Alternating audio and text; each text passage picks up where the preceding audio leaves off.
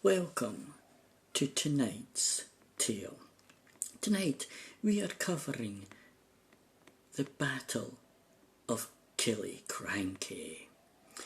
In 1688, Scotland was undergoing a change.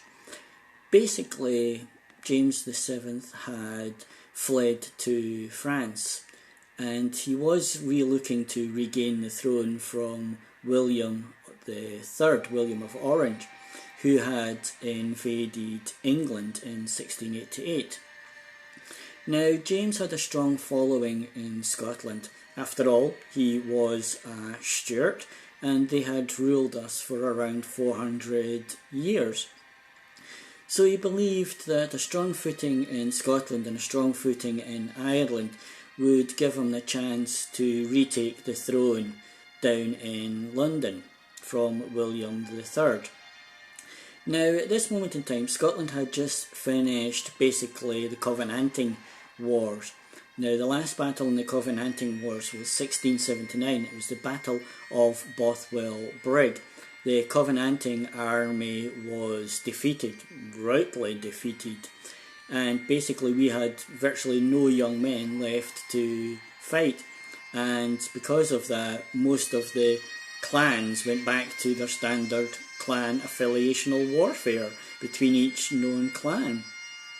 Now, at this moment in time, there was a gentleman called James Renwick, and he was basically the last Covenanter and the first Jacobean to actually be hanged at the Grassmarket in 1688.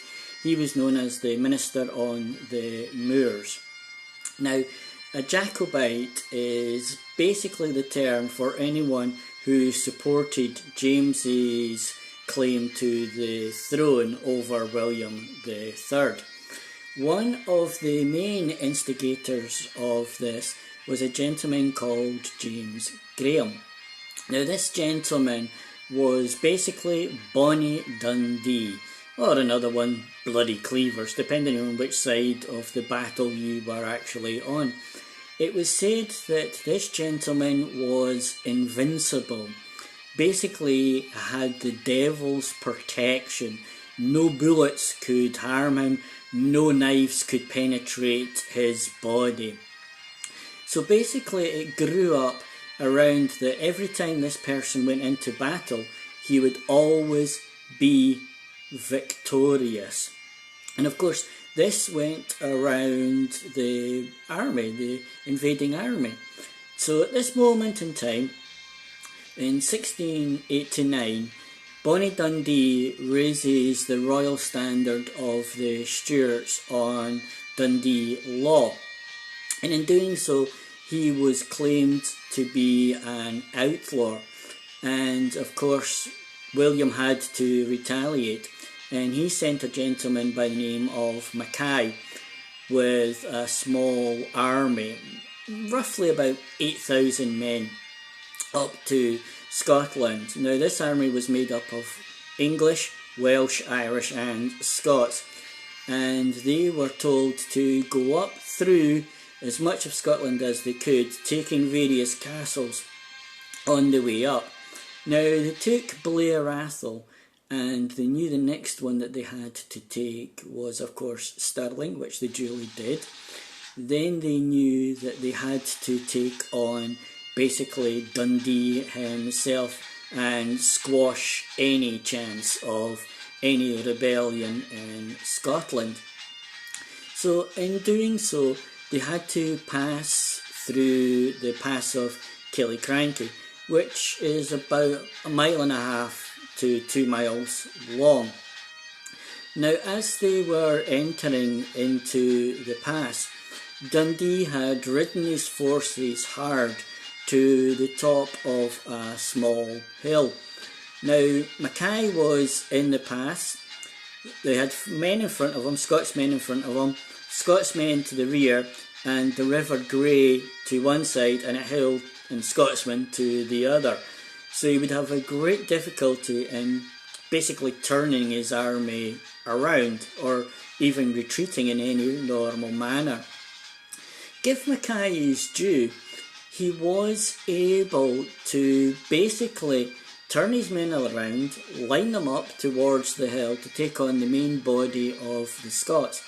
Now, they only numbered about 2,000 men, so basically they were outnumbered about 3 to 1.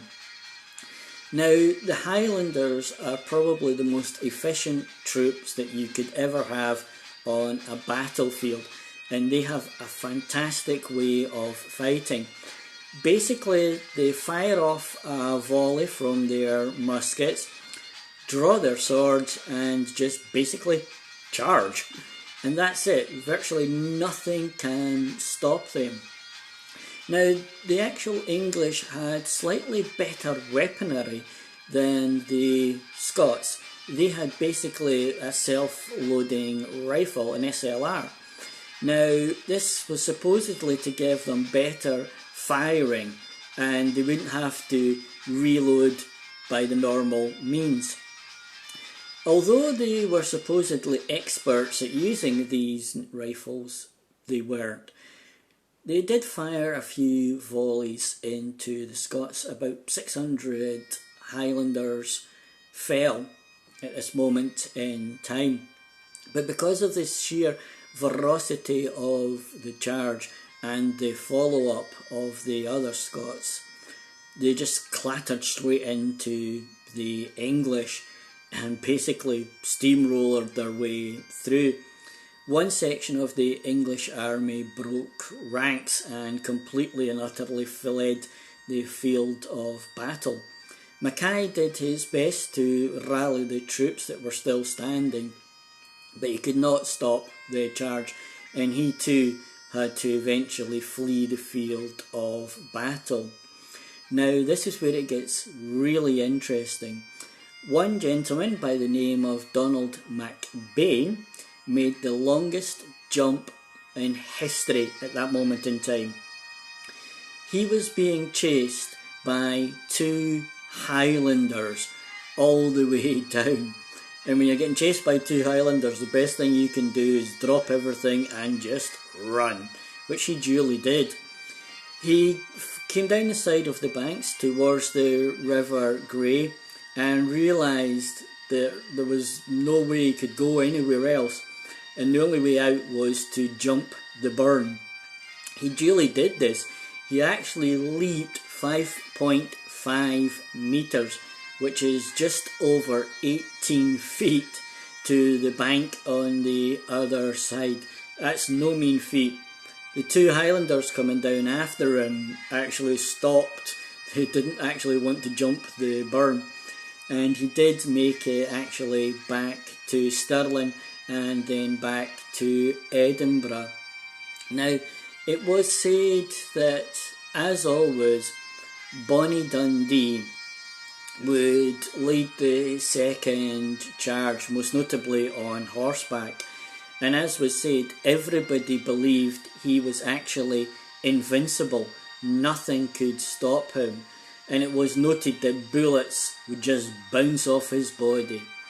Because of this, one of the English soldiers had taken one of his silver buttons off of his tunic and melted it down into musket balls and fired just as Bonnie Dundee raised his arm to do the charge. The musket ball entered through his armpit and went straight into his body, and Bonnie Dundee fell down dead on the field of battle. It is said today that when you go through Killiecrankie, you can still hear the remnants of the battle being fought. You can still hear the cries of the warriors, of the Highlanders charging. Most importantly, you can still hear the clash of swords. And when you head down to the Soldier's Leap, you can still hear the terror of the soldier fleeing through the woods and making his jump across the river itself. thank you for joining this tale tonight. Please note, you can also follow these tales on Stormcrow's Mysterious Tales. You can also follow them on Witchcraft Edinburgh. You can also follow them on the YouTube channel Stormcrow's Mysterious Tales. Also, there is a TikTok page, again, Stormcrow's Mysterious Tales. You can follow them through any of the social normal media channels. If there is any story that you would like to hear, please let me know, and I will tell that story. Also, very shortly, I shall be narrating my own book story to the side of Stormcrow's Mysterious Tales. Thank you for joining me tonight, and I hope you have an amazing week ahead. Thank you.